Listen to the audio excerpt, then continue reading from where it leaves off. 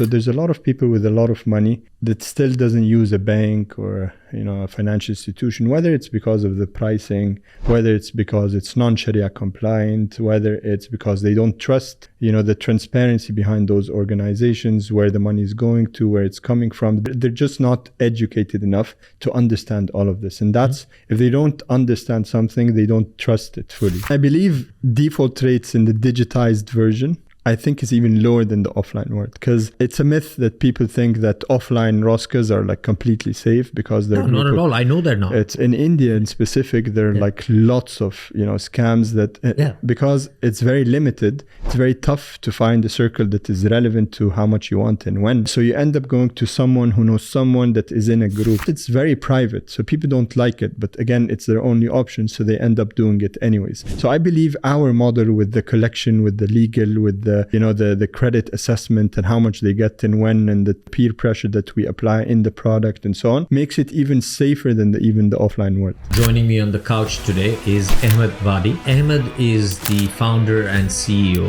of a company called MoneyFellows. When I first thought of this model, I thought it's very viral. You get one customer, the customer gets you 10 friends. It's extremely viral. You make a lot of money, but and that's not the case. It didn't make sense. And that's what I was thinking. Is it that's how it worked? Do you go to Arjun and Arjun says, "Oh, let me create a circle. Give me the." This was how we launched, and then it didn't work. It failed completely.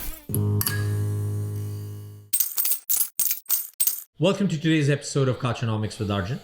Joining me on the couch today, all the way from Egypt, or sometimes what I like to call from the land of the pharaohs, is Ahmed Wadi. Ahmed is the founder and CEO of a company called MoneyFellows. Every time I think about MoneyFellows, the movie Goodfellas comes into mind. Don't ask me why.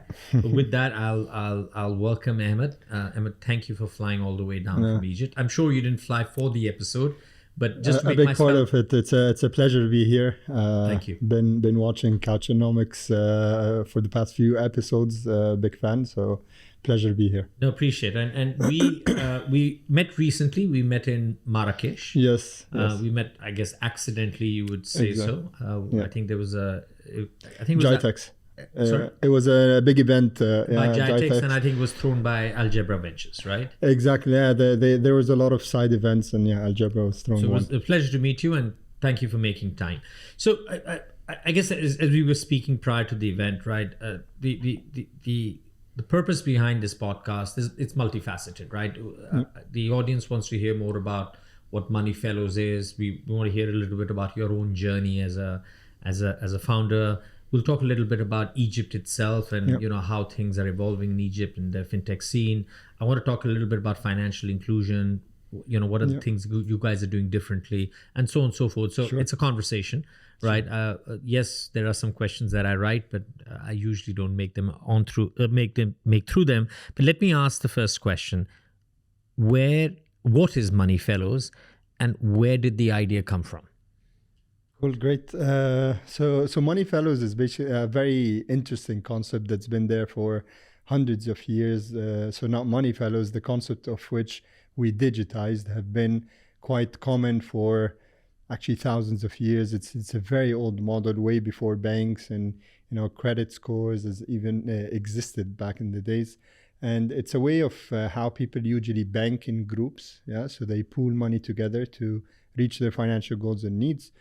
How it works is usually a group of friends, family members, work colleagues. They join together. They all agree to pay like a fixed monthly installment into a common pot. So let's say for 10 members, each paying $100, there's $1,000 at the end of the month, and then Arjun gets it. So this is a pure borrowing experience without having to rely on other alternative options, but rather rely on your social graph and network and so on. And then again, next month, everyone again pays another 100, there's another 1,000, and then it keeps rotating up until, everyone receives their payout. The ones getting the money at the beginning are the borrowers. The ones in the middle are the hybrid. They're both borrowing and saving at the same time. And the ones at the end, those who waits, so chips in, 10 months of installments and gets it towards the end of the cycle, are the savers in that circle. And if I pronounce it correctly, it's called Gameya. In the Arab world, they call it Gameya. Chit fund in the... Exact. Chit and not. So chit funds chit funds in India. In India, committees in Pakistan, tandas in Mexico, SACCOs in Africa. So it's known in over 90 countries around the world, been there for years, and it's never been digitized before. So MoneyFellows came to digitize this model. So I'm going to come to in a second on MoneyFellows digitize, and then I'm going to ask you how you did it. But just as a question, you're a young man. This is an old concept, and it's actually, if I'm not wrong, it's mostly a rural concept, or with, I would say, the lower income segment, which were not in the financially included segment. Yeah. Where did the idea come from for you to basically say that this is something I want to do? So this is quite a myth, to be honest. I mean, in some countries, yes, it's true. It's usually for the poor, the unbanked. But in many other cultures, it's more of a tradition. Yeah, it's so people grow up seeing this, doing it. It's it builds up saving and spending habits. There's also a social component in it, of which you're helping other members reach the financial goals and needs. So it's not necessarily driven by a real need. It's actually more of a culture in many cultures and countries around the world. But it's true, there are so many countries that it's usually for the unbanked population because they don't have any other option. Usually banks wouldn't offer them facilities, attractive saving options, and any other financial institution wouldn't really target this type of segment. So this is where they resort to such a solution. So how the idea came up to me, I actually lived in Germany. I studied there for quite some time. I also worked there, and at some point I wanted to access credit myself, and being new to Germany, so I wasn't born there, so you need a very long period of time to actually build up your credit score to a certain level where you can get hundreds of thousands and so on. But if you're quite new, there hasn't been a lot of financial footprint, especially in the credit space. It takes you a very long time. So for me, I tried to find alternative options. What are the possibilities? Instead of rather asking someone to lend me purely, I started thinking, okay, what could other options be? And memories came up to me when I've always seen this concept across family and friends and neighbors and work colleagues and so on. So I've came across this, and I've seen it a lot historically. I never participated back then in a ROSCA, but I thought, why not? But being in Germany, it was very tough to actually find one back in Germany. So I ended up trying to find, a group of members in which I can join a ROSCA with back home. So it took a very long time to just find one. And then it was very painful to keep track of the payment. I used to transfer money with the, likes of Western Union and so on. A very big chunk of the payment used to go to in fees. And so it was a very bad experience, and I almost regretted joining a ROSCA being abroad. So I thought we're in 2016 or whatever, and I think why can't it be modernized, and why can't it be digitized? And the original idea was, why can't I, being in Germany, join a ROSCA or a Jamaiya or a chit fund with people in Egypt or India or whatever? So this was really the original idea. And I'm a computer engineer myself. I started building a prototype. But I knew Germany wasn't the right place, so we started actually in the UK. Oh, wow. Okay. So MoneyFellows started in the UK. Yeah. And hence the name MoneyFellows. Exactly. Yeah. Okay. So the origin. Yeah. So we thought, okay, because it's a very Western name. If exactly. It was more Western, and then we just Egyptian. didn't change it when we went back to Egypt. I know we faced a lot of challenges until today. People call us MoneyFellows, MoneyFlowers, so, but people find this one way or the other. Okay. And so when you said you digitized it, right? Yeah. I can understand the collection and the disbursement side of it, right? But there are a number of other elements, and I'm no expert on chit fund, and to be honest, I've never participated in one. So please, if I don't come across as informed, it's just because I'm not.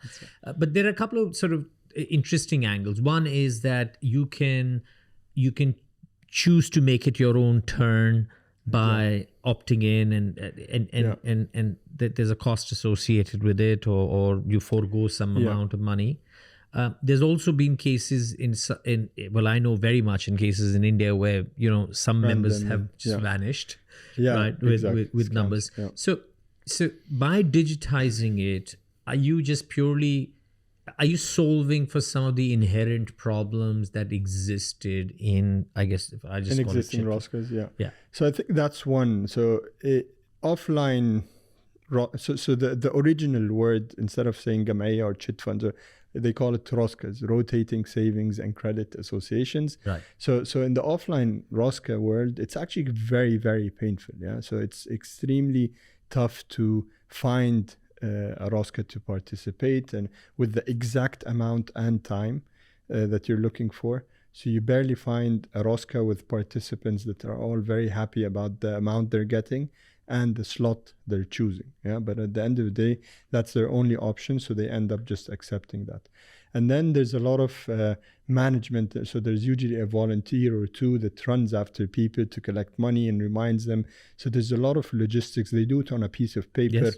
To keep track, and so it's very, very painful. But the pain of not being able to access credit, or the pain of not being able to find attractive saving options and so on, is even more painful. So people still end up, doing a slightly less painful model in the offline world, such as ROSCAs. So this is one of the USPs that we offer, is resolving all of those pains of existing offline ROSCAs and digitizing it completely. So people now don't need to worry about who they're joining with. So it's a big network. So they don't need to find, a group of members to convince them to join different months and slots and amounts and so on. We manage all of this. So it's a network effect thing. So the larger that network is, the user simply tells us how much they want and when. And if they're eligible for that, we do like a credit check as well. If they're eligible to that specific amount and slot, we end up accepting that and linking them with a group of members outside their social graph. And are you guys a regulated activity? So we had to shape our own regulations. In a country like Egypt, it was very tough. So generally, ROSCAs across the world isn't regulated. And that's one of the challenges we faced when we first launched the model, because we're not microfinance, we're not consumer, we're not a bank, we're a mix of everything. So in one ROSCA, there's the lending, there's the saving, and there's the deposit taking, and so it's a mix of everything. So we had to shape our own regulations, and we're glad to be the first, I think, globally to ever get a temp license and set a whole set of controls and parameters tailored for such a model in Egypt. And what we're trying to do now is replicate that across and work closely with other regulators in similar cultures to expand and copy that as well. Okay, so here's a question. If we take a step back, right? So financial inclusion is front and center for most regulators in most large countries where there is a diversified income base, right? And Egypt is no different. Exactly. Right. Correct me if I'm wrong, but most regulators are driving financial inclusion through digital payments or through easy availability of bank licensing or through, wage protection systems and prepaid cards and so on and so forth. Right. So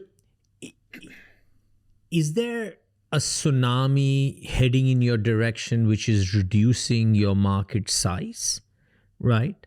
Or are you seeing the ROSCA market also grow at the same time as financial inclusion is being tried? Because to me, with all due respect, it looks like it's a zero-sum game, right? If more and more people come into the official sort of banking environment, arguably they get access to credit, although that's not true. Just because you have a bank account doesn't mean you get credit, but let's assume that. So how do you see the market shifting going forward? Do you see this concept continue to exist? Because as you said, it's a social norm, so it will never go away, right? Or do you see this sort of reducing, and you will eventually turn out and become some sort of a P2P? Well, you're already a P2P platform, if in all due respect, or you'll become some sort of a bank. No, it makes sense. So I think payments isn't necessarily purely financial inclusion. No, it's not. I think it's a certain use case that people look to, and I think regulators and governments are usually using payments as an infrastructure and not necessarily the end use case to financially include people. Yeah. So we need to know what people are looking for. So payments is just a channel to use all of the and digitize services generally, and that's advantage that we're actively growing at the same time where payments is also sort of picking up in a country like Egypt and many emerging markets. But I think our use case is extremely relevant and they relate to it a lot. So bank loans, so there's a lot of people with a lot of money that still doesn't use a bank or a financial institution, whether it's because of the pricing, whether it's because it's non-Sharia compliant, whether it's because they don't trust the transparency behind those organizations, where the money is going to, where it's coming from. They're just not educated enough to understand all of this. And that's, if they don't understand something, they don't trust it fully. Yeah, it doesn't mean that it's not trustworthy. It's 100% trustworthy. But again, they don't get it, they don't understand. So there's a lot of education that needs to be done there. And there's no trust and more transparency beyond, seeing and knowing where this money is coming from. It's pooling between people, it's a social effect. People, that pool is actually for people to get married, travel, purchase products and so on. So there's so much transparency in ROSCAs. And at the end of the day, it offers almost the same use case that any of those institutions would offer, but in a way that is social, culturally favorable, affordable. And affordable because we don't have a high cost of capital. We don't need to borrow to lend people. It's usually pooled by people, so we don't end up being too involved in the in a ROSCA to finance all of those people, whether it's saving, lending and so on. So we offer very reasonable prices. We make very good margins. So how do you make margins, if I may? So what is the economic model, if I may ask? We charge a service fee depending on the user's selected slot. So the very first person to receive the payout is a pure borrower. So that's the highest fee. And then the second one, so basically the month 2 is slightly cheaper. So the longer the user is willing to wait, the cheaper it gets, up until it becomes at some point a neutral slot. So in a 10-month circle, slot number 6 is almost equally a borrower and a saver. So it's a 0 fee slot. And then it becomes a negative fee where we actually give more to those who saves money. So people who are net providers, exactly, for the first, let's say 6, 7, 8 months, exactly, actually get more money. So it's like a saving incentive for those who takes the money at the end of the day, at the end of the ROSCA itself. And if you compare a slot by slot on a fee or an incentive basis, it's actually very, very attractive. But we generate revenue from all of those slots and not just one. So for the customer, they're joining one slot, they're getting a very reasonable fee. But from a circle economics or a ROSCA economics, we actually make money from the first, the second, the third, the fourth, and they're all also helping us with the cash flow as well. So they're sort of supporting that so that we don't have to borrow money at times where interest rates are extremely high as well. So the overall economics of how ROSCAs operate is actually very, very attractive, very transparent, very cultural, very social. So that's why people still continue to use such a use case. They relate to it when you tell them it's a digital jam'iyya. They know what a jam'iyya is. They know their grandparents, their mother, their father.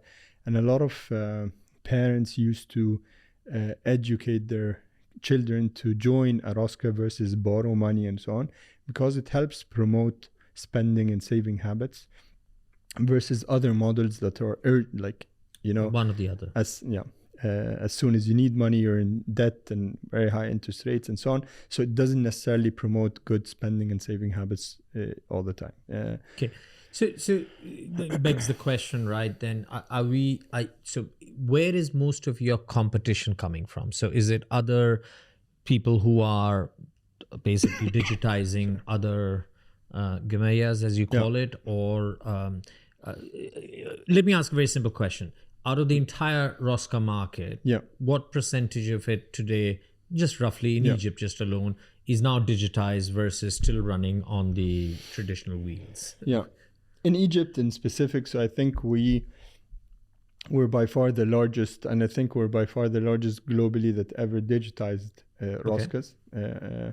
There has been a lot of trials from even major players, banks, telecos, and so on, but the product is very, very complex.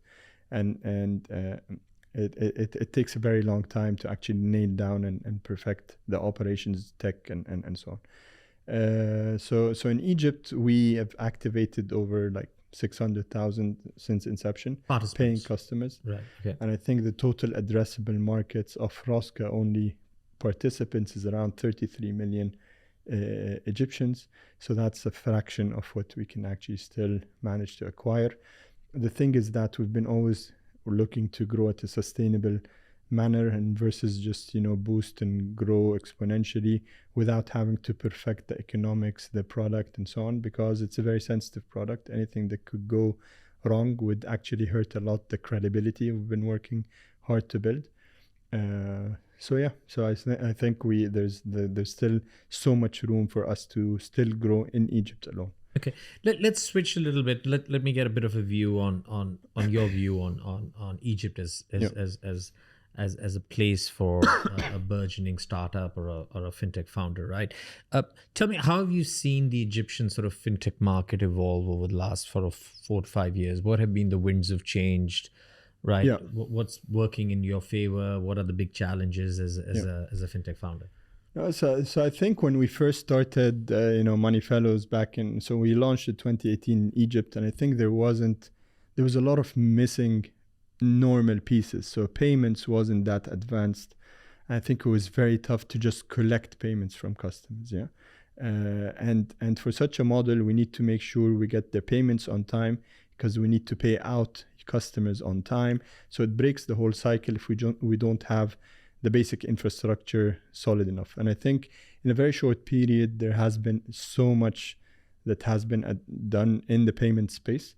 I think the market is now almost so very, very saturated with all of the different payment channels you can imagine, whether on mobile wallets, card, prepaid, POSs, agent networks, and so on. So I think this has been like picking up well, and it's been in our favor.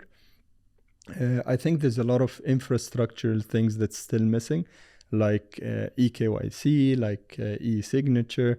These are basic stuff that I think so many other countries have managed to, break through and digitize. But in Egypt, I think we haven't fully done it yet. There has been some good signs. So lately. How do you scale? Because your business is scale based, right? You got to reach. Egypt's not a small country. Yeah. So how are you solving for eKYC, for e-signatures? Because are you doing it all physically, or exactly? Are you just... Yeah. So this is the only friction point that we have in terms of the overall customer journey. So everything is fully digitized, except for that contract signature piece and KYC, which we blend in one visit. Yeah. So every customer needs to do one physical signature, and so a wet signature, and during that visit we also take a copy of the KYC of the document, the identities, and so on, and the address verification and so on. So this isn't necessarily in a country like Egypt very costly. So I think and you do it all yourself? You're not leveraging any third-party we networks? Actually do. No, so we have two parts. One, because this is a very sensitive and very important step in the customer's journey, KYC, AML, and checks, and so on. So I think 80% of the visits are actually done by our trained employees and so on. And then there's a buffer of 20% that we also keep to outsource, not necessarily only for the contract signature piece, but there's renewals of stuff. But usually the first visit is done through our own agents. We have hubs across Egypt to manage to get the contract signed within a certain SLA, so 1 day maximum. And I think in Egypt it's actually quite doable. It also gives protection to the customer. Customers usually feel more comfortable when someone comes to their office space or home address, gets them to sign, which protects their right and our right. So even if eKYC and e-signature was available, I think customers usually want to actually meet someone, talk to them, sign something physically, and so on. So it's also giving us the ability to give them enough credibility and trust for now. But I think it's very necessary to start educating the market and launching such initiatives, and then start educating them that their rights are almost equal when they sign wet signature or an e-signature. So again, I'm going to come back to this regulatory question, because what I'm hearing is that is it's solving a real problem, right? It's hugely popular because I think what Egypt's 100 million people, give or take, right? You take the youth out of it, so I guess the net addressable 70 odd million. So nearly half the country is part of the TAM, right? Part of the TAM. Exactly. And you have self-regulated yourself. In my view, that's code of ethics, which you've kind of written. Is that jointly, is there like an industry body you guys have created and you're all complying to this? Or is this just MoneyFellows itself, code of ethics or policies that you're complying with? No, So we initially, there were two regulators in Egypt, the FRA and the Central Bank of Egypt, and normally any non-banking financial institution goes to the FRA to become regulated. But in our scenario, after so many committees back and forth and so on, CBE related this model more to them versus the Financial Regulatory Authority. So we're now regulated by the Central Bank of Egypt, and we joined the sandbox, and then we're in the graduation phase with the temp license. Okay, and you're still in the sandbox? We haven't officially got the temp license. It's about to announce, I think, in an upcoming event. I misunderstood that in the front end. So it is getting regulated, and that's fine. And I'm assuming this eKYC issue is not just yours, because I've had some other guests here, and they've raised this concern. So I guess this will get eventually resolved. It will. And I think the Financial Regulatory Authority has already done a few policies to actually allow eKYC for now, and with some of the regulated FRA models. And so I think CBE will also follow. There's a digital bank license being approved now with one of the largest banks in Egypt. So one of the biggest components of digital banks is to onboard customers digitally. Exactly. So I think eKYC is a big part of that. So coming back to, just growing the core proposition, right? So the core proposition remains what it remains, which is, you're facilitating the movement of money within a collective. Some are borrowers, some are lenders. I get that. And you've got 600,000 people. You can possibly get 33 million. You'll continue to grow, right? What other value-added opportunities are you seeing in this? From both from serving the customer better, but also from a MoneyFellows perspective, to sort of add more value by the digitization process that you've undergone. So, are you looking at any diversification? 100%. So we're actually. So I can make use of this. So I think by the time this episode will be published, we'd actually have a prepaid card launched publicly in the market. The prepaid card is a complementary product that allows people to receive their payouts, but it's also for non-ROSCA participants, and it has so they have full visibility and control over the card. But the card can become a channel to financially include people. So if you onboard people paying through cash through POS machine, you can sort of force them to receive their money on a prepaid card, and the next use of ROSCAs. We have a very high retention rate. So the next time they join a ROSCA, we can sort of incentivize them to pay using that card as well. So using a use case that they are used to see, it's very cultural. We manage to also automatically sort of onboard them. Plus into makes the form spending of easy for them, right? So makes when they receive spending, the money, they get loyalty on merchants, and it's a better experience. It becomes a wallet. And so I think it adds a lot of, so it makes a lot of sense. And we don't launch products just to monetize and so on. We actually launch products that makes so much sense for the customer experience at the end of the day. We're also about to launch an investment product. So people can choose to keep their money instead of receiving their payouts, and further invest it in T-bills and money market funds and so on. So that's also so you'll be connecting with a third with party, an asset manager. Yeah. Right.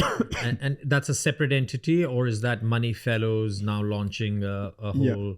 So there are some products that we probably need to do, like a third entity, a JV or a SPV or whatever. So in that sense, so it depends on the regulatory requirement, but in many cases we can just become an agent to one of the companies and partner with them. So it's sort of like just white labeling their solutions and putting them on our app. The whole point is to offer the services customers would benefit from, and that makes sense to the overall journey at the end of the day. And I can see it's quite interesting, right? You should start to build quite big ecosystems. I'm going to come back to a point I had, because you made a very interesting point that you're one of the largest in the world in terms of what you've done in digitization. What I do want to ask you is, what's happened to the big countries, right? Because from a population perspective. But let's come back to Egypt. We didn't finish I interrupted you, I'm sorry. So you were talking about some of the challenges that you have as a fintech in Egypt. We obviously talked about the advancement in KYC and eKYC. What other challenges are you as a startup founder experiencing today? Regulatory, non-regulatory, talent, so on and so forth. So I think one was not necessarily Egypt related. I think our model didn't have enough benchmarks. It's not easier, but it's always good to see where others failed, where others succeeded, how others do it from a user experience, from a product, from an operation. You can hire people from here and there. And so in our model, we had to sort everything out from scratch. So we had to go through all the failures ourselves and manage to overcome them. And most of the failures we fell into were product related, tech related, and not business related updates. So problems. So I think we had to. And why is the case? Because you have a ready-made market. You can the offline world is there, but when you digitize something. But why haven't more people entered this world? Because it's very, very, very tough. So one of the challenges, for example, is so we launch around 60,000 new circles every month. Okay. In order for you to fill in every circle, there is just like any marketplace. So Uber or Careem has the drivers and riders side. So they need to equally, they need to reach this equilibrium phase where there's enough drivers for those amount of riders. Yeah. In our case, every single circle we launch, we need to get enough borrowers, savers, planners in that circle for it to be fully completed. Yeah. So, and they're all like complete different personas. And how do you orchestrate that? So how do you decide? So there's so many things. So from eligibility, pricing, recommendation engine, how many circles to launch, who sees what. So there's so many logics running to manage to drive traffic towards certain slots that we are trying to fill, but also make sense to the customer. And accordingly, we target people based on their persona, based on the inventory that is available, versus just target a pool of members that is irrelevant to the inventory every single minute throughout the month that we launch circles to be fully completed. So it's a very complex product. People don't get to see that. It's when I first thought of this model, I thought it's very viral. You get one customer, the customer gets you 10 friends. It's extremely viral. You make a lot of money, but that's not the case. It didn't make sense. And that's what I was thinking. Is it that's how it worked? Do you go to Arjun and Arjun says, "Oh, let me create a circle. Give me the." This was how we launched, and then it didn't work. It failed completely. And I think there's so many trials that also thought the same. And this is where it's not an attractive value proposition to tell people, get your friends, guarantee them, manage it, but we're just a bookkeeping app. You just. What do you mean by guarantee it? So how who guarantees? So once the money's in that circle, who's ensuring? Is there a guarantor? We are. So you guarantee the fact that if Arjun runs away, with the money. Exactly. MoneyFellows is accountable? Exactly. We connect people that don't know each other. Yeah, I understand. And we do assess their financial health and capacity based on, income, where they live, what they own, and whatever. So we do all of this so that at the end of the day, we tell people, don't worry. If anything goes wrong, we chip in. We're behind your back. And so you get your money anyways. Both contribution. Exactly. Because when it might come to the next month and I don't have the money to contribute. Exactly. So you will contribute on behalf of me? Exactly, yeah. So we add like penalties. There's a legally binding contract. We have a whole collection cycle. And so it's just like any lender out there. There's a process to collect your money, and there's a legally binding contract and so on. So we take that track, but we don't let the customer wait until we take action and until that customer pays. So we chip in, and that's why we keep reserves And that's what I'm saying, right? So this is very interesting because you're not just an orchestrator now. You actually need a balance sheet. A balance sheet to not to finance the circles, but to guarantee it. So it's an insurance product in a way. It's not a lending balance sheet. But how do you then fill the money in? Because if I can't put the money in a circle, have to. So there's a certain threshold, and our default rates are very, very low. Because again, the risk of slot number 1 is different than slot number 5. Is different. There's zero risk at slot number 10. So in a cycle, we don't need to guarantee everyone. Yeah. So there's like 10 members. We need to sort of make sure that the first 3 are the ones. Yeah, I was going to say. Yeah. And that's why we're more conservative. We don't limit people to amounts alone. We also limit them to the slots they can join. So we tell you, okay, you want 100,000. You're a new customer. You're eligible starting slot number 3 onwards. So, and usually those who want to default on purpose are very impatient. So they wouldn't want to pay for 3 or 4 months and then default on whatever is remaining and get into a legal action and so on. So it repels those type of customers. It repels the customers that are in urgent need of cash and willing to pay 50% interest rate. So all of those type of personas are actually not necessarily MoneyFellows customers. And that's why it's also social.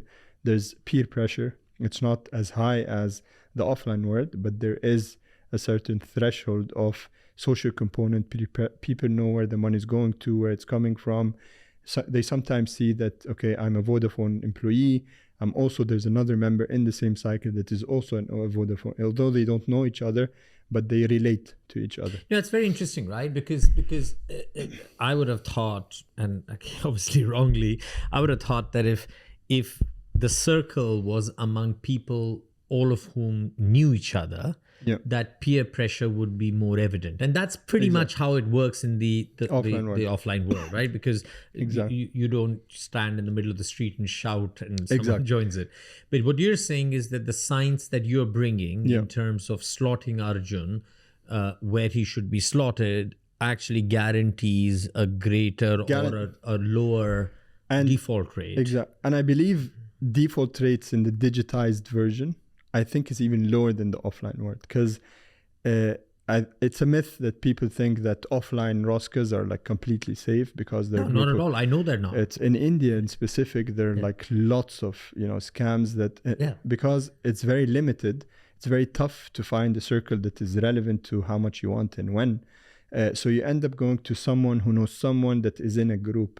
So it's not necessarily always a group of friends and family that are very close, together and so on. So it's not, plus it's very private. So people don't like it, but again, it's their only option. So they end up doing it anyways. So I believe our model with the collection, with the legal, with the, the credit assessment and how much they get and when, and the peer pressure that we apply in the product and so on, makes it even safer than even the offline world.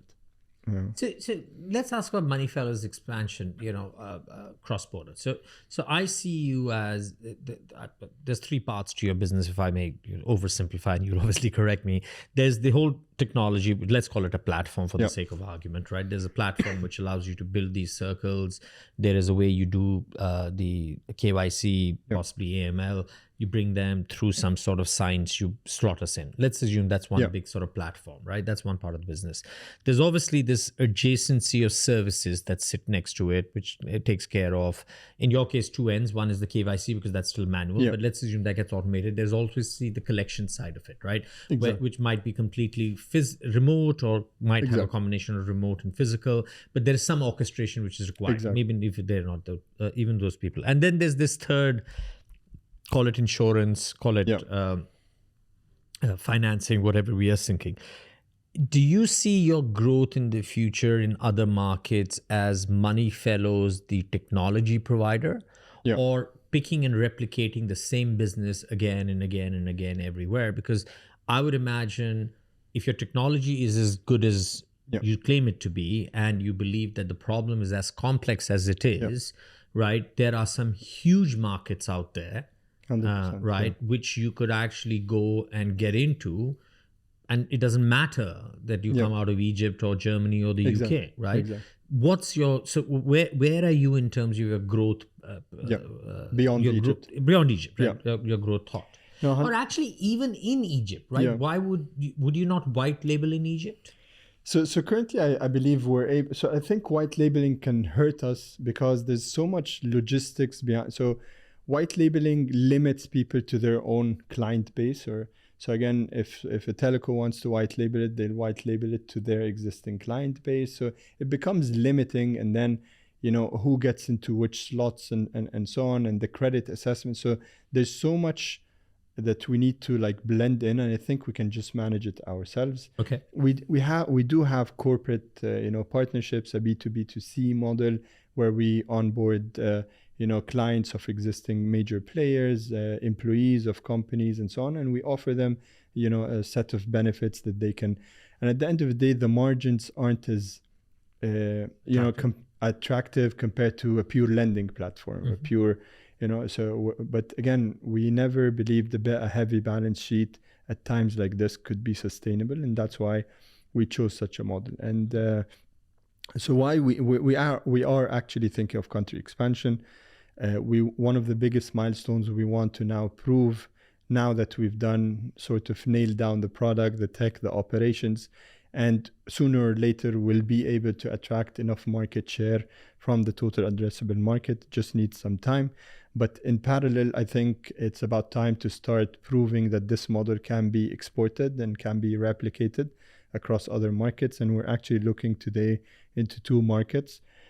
So hopefully within maximum a year from now, so 6 months. And you're going to replicate MoneyFellows there, or are you looking there. Again? Are you planning to white label in those markets? So basically what we're thinking is replicate MoneyFellows there, but we're thinking of doing it with a player, with an existing player, so a bank, a teleco, and so entering a new market, we want shortcuts. Partnership. Yeah, we want shortcuts to you want to reduce your cost to customers, to regulations, so there's so many benefits that we can get if we would to partner with an existing player with a good track record than if we do it ourselves, especially with a very complex model in a very highly regulated industry and so on. So I think the 2 markets we're looking into are actually we're mostly looking into partnerships.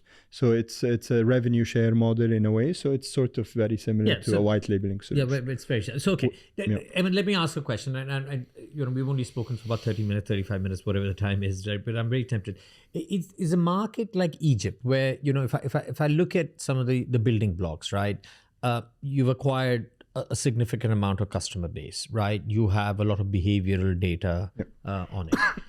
You have seen people's lending and lending and borrowing behavior or savings and lending behavior, right?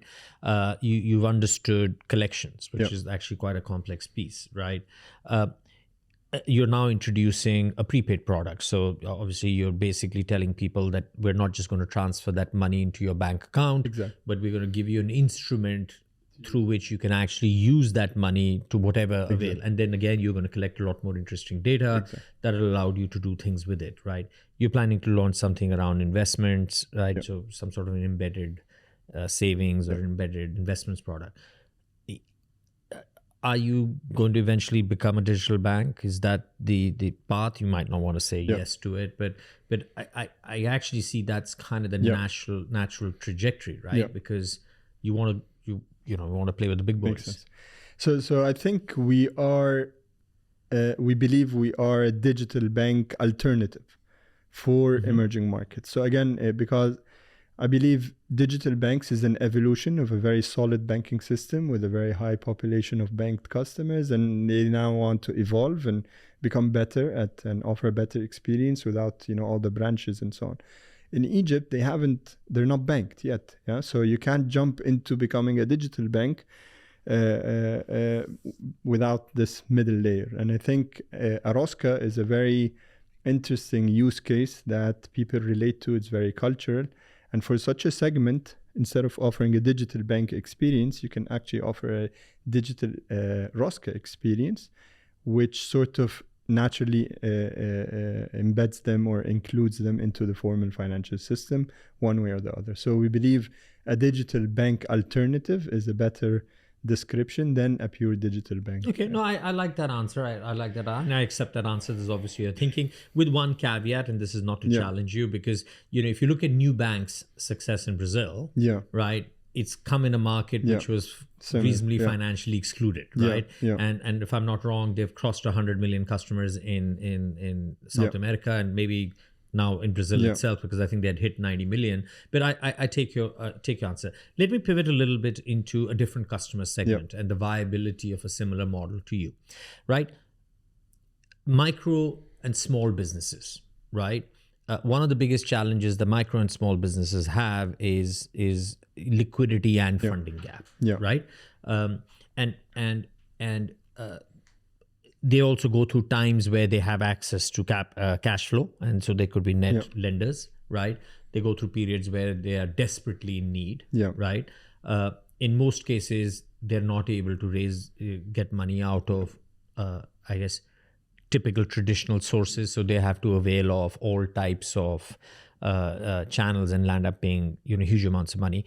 Do you see an opportunity there? Are you already doing something? And I don't mean the employees of these companies. I mean these offering to the companies itself. The small companies itself. Do you see these so-called chit funds, if I may use that term, be viable for those segments? And is that something you've explored? Yes, no, maybe not a good idea? So it's a maybe. I think now we're too focused on the B2C. I think it's very attractive, very big market, and I think the SME part could be, of course, extremely big as well. But I think we're compelled by the difficulty and the challenges we face on a B2C model, which actually makes it very exciting. So I think it's still a very big space to just focus on the B2C market, and there's so much still to be done. And we don't want to defocus. We don't want to keep shifting focus, because in Egypt, talent isn't very easy to get. It's very high. It's very difficult to retain, and so on. So we're not capable, and we don't have enough resources to actually focus on 5 different verticals and so on at the same time. That's the current. So that's why it's a maybe. But I think we're very close to nailing down the B2C component. And I think when country expansion comes to a position where we're also successfully doing that as well, I think this is where we can start focusing on opening new verticals like SME. I like that answer, because most startup founders usually turn around and say yes to everything. So I'm happy you didn't say yes to it. This was not a test question. It was more of an informative question, because one of my favorite topics that over the last 10 years I've been exploring in various conversations is every 2 months, 3 months, there's this amazing report around how badly the micro and small businesses are being treated. And that never changes, right? It just continues and continues and continues. And regulators try, banks try, but no one really solves the problem. And I think, the problem that you're solving, to me, sounds quite, equally, possibly equally relevant for the SME segment. Cognizant of time, last couple of questions. I go back to competition again, because this is very interesting. There is crowdfunding. There is P2P lending. There is microfinancing, right? All of these seem to be growing quite well, especially in emerging markets in the MENA region. Some markets more easily than other, where the regulation is a little bit clearer, right? You don't see the space getting overcrowded from a customer's perspective, the level of distraction. So those 3 examples are basically compared to the slot number 1 that we launched as a pure lending component of, and I think there is a big market for that, and we're not really trying to get it more crowded. We're offering a use case that is not relevant to those who are in urgent, immediate need of cash, and I think most of those use case offers that to such a segment. But we offer so much beyond that. We offer slot number 2, number 3, number 4, number 10. And so there's a whole spectrum of services beyond just a pure lending service. But I totally agree that the lending space alone is getting crowded, but I think the need is getting higher. Need is getting higher. The market is getting crowded. bigger. I just think it's a very simple thing. it's getting distracting. Yeah. Right. And let's be honest, not everybody is as smart as you are. Right. And we're talking about people like me. Yeah. Right. And to me, there's just too much choice. Yeah. And sometimes too much choice, you land up making not the right decision. Right. Exactly. Maybe the ROSCA is the right choice, but I land up going into microfinancing because I just feel it's easier. Because I personally think you're correct that the need for credit is increasing because there's different versions of credit, right? Exactly. Some people are addressing liquidity issues, not necessarily funding issues, and we talk a lot about on this show that actually liquidity itself is a problem, right? Which is not the guy or the girl or a company over 12 months is fine. Is that for that momentary issue? Okay, last question, right? You'd mentioned you're obviously entering a couple of new markets. I don't need to know which those markets. I don't even need to know what are in the Middle East or whether they're beyond, right? What are some of the challenges that you're facing entering these new markets from a regulatory perspective? Is it similar to, I guess, Egypt and others where they just don't have an understanding of how this market operates in the, if I may say, in the non-offline world, and so therefore there is resistance to regulate or hasten the process? So what are the challenges that you're facing with this expansion besides finding a partner, et cetera, et cetera?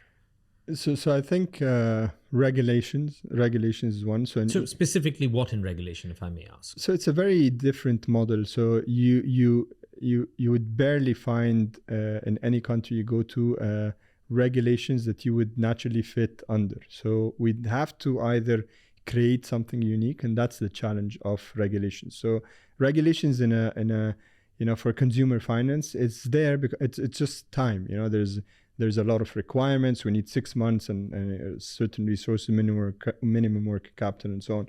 But in our case, we need to educate, what we do and how we do it and what works and what doesn't. And so with our experience with the regulators, that we need to shape something uniquely tailored for us, or partner with someone who would sort of have all of those capabilities and all of those the ability to do almost everything a ROSCA would do, and then sort of shape something alongside with them. And this is what we've actually done in Egypt, where it's more of a bank-led model regulations versus regulations for the company itself. So a big portion of the parameters we comply with is actually the bank's liability to manage escrow to, I don't know. So there's so much that, the central banks would expect from the bank we operate with to sort of protect customers' money and so on. And right. Exactly.